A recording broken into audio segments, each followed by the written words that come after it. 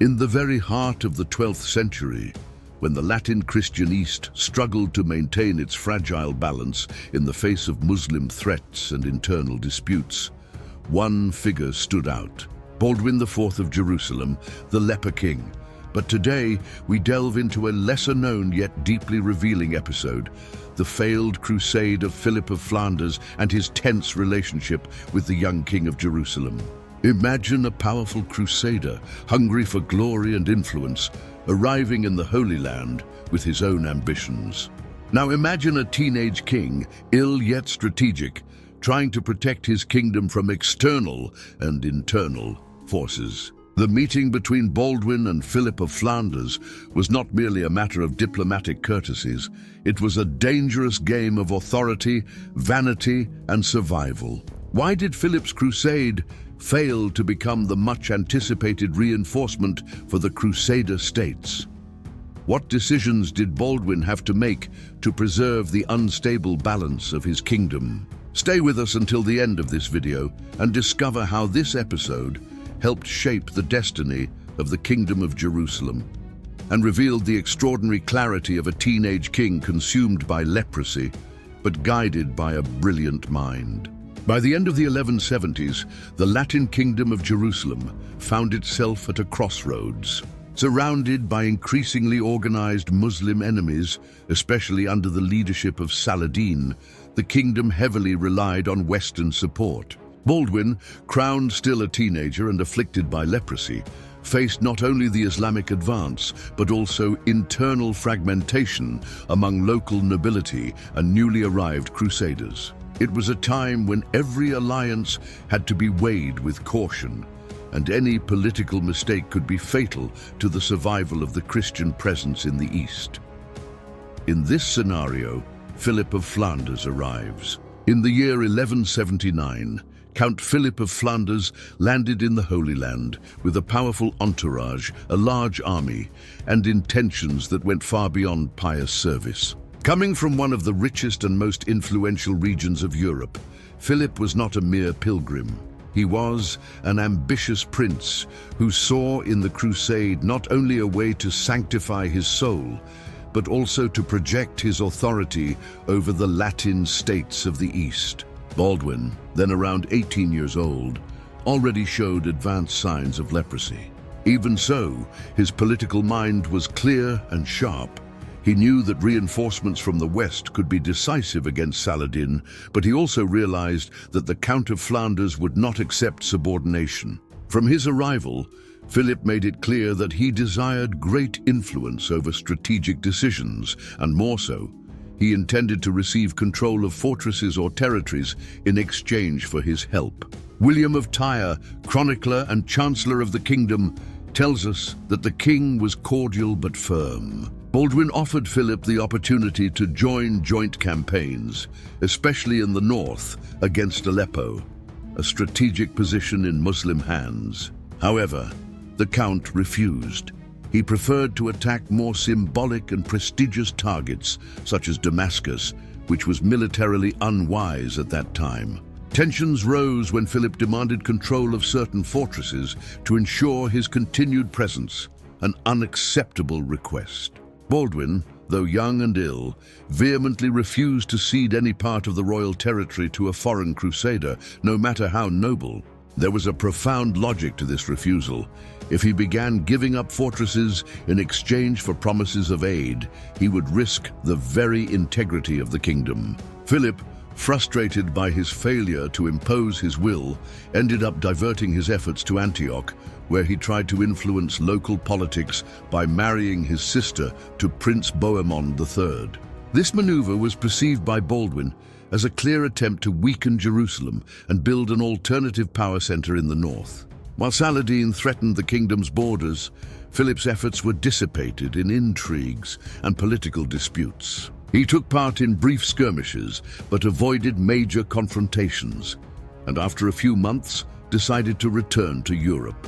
His crusade, which had promised to decisively reinforce the Crusader states, ended without major military achievements, and with political grievances between Westerners and Easterners. Baldwin, in turn, emerged from this episode more consolidated as a statesman. Although he lost the opportunity to count on a robust Western army, he preserved the kingdom's autonomy and made it clear that as long as he reigned, Jerusalem would not be a bargaining chip for foreign ambitions. This episode exemplifies the constant dilemma of the Latin East: how to balance Western aid with the maintenance of local sovereignty. Baldwin understood that accepting help blindly could cost more than facing his enemies with the resources he had. His decision may have been bitter, but it revealed the greatness of a king who, even with a weakened body, never allowed his crown to be diminished. Philip of Flanders' departure from the Holy Land left a trail of disillusionment and mistrust. For many Latin barons, his stay had represented a missed opportunity to reorganize against Saladin. For others, especially those close to Baldwin, the king's refusal to submit to the will of a proud foreigner was a necessary act of sovereignty and prudence. From then on, it became evident that the Crusader states could not depend blindly on European aid.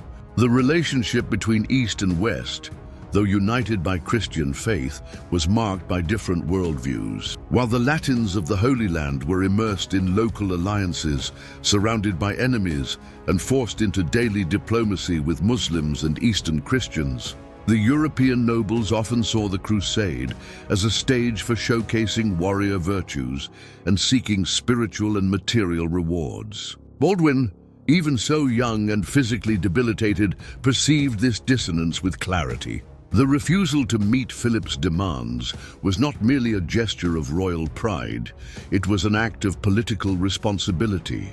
Had he given in, he would have encouraged other European lords to follow the same path. The Kingdom of Jerusalem would have become hostage to conflicting interests, losing the already fragile cohesion that held its borders together.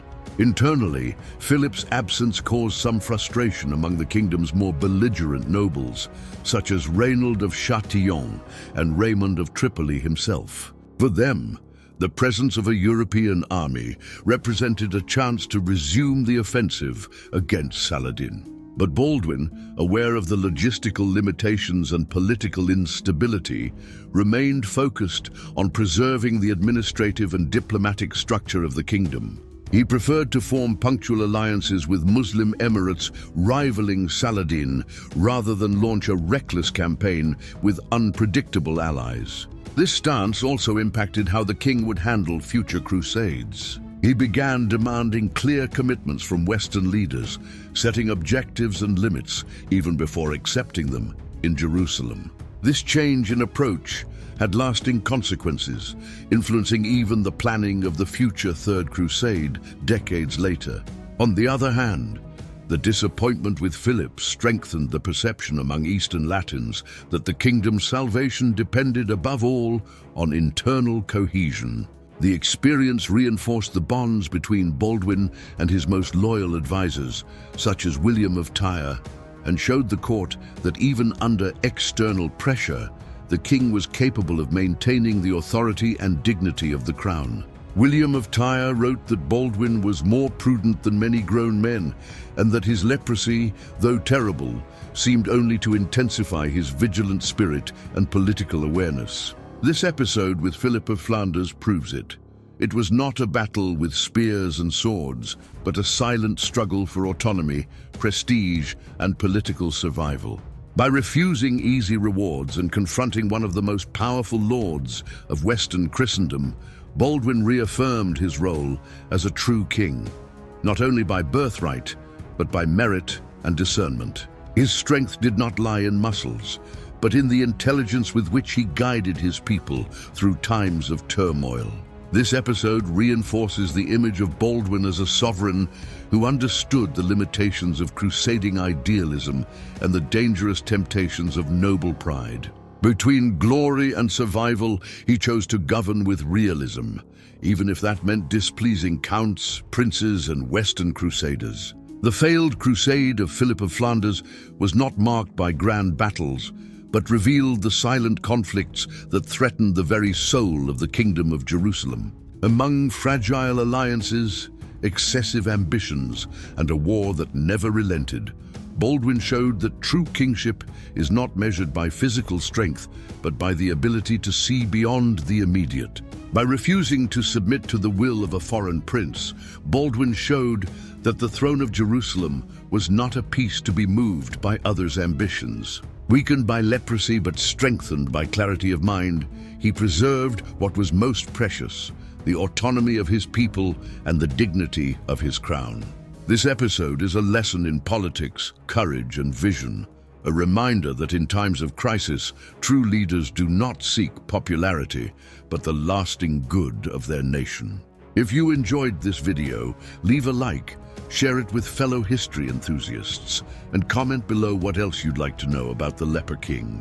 And of course, subscribe to the channel so you don't miss the next episodes in the fascinating life of Baldwin of Jerusalem.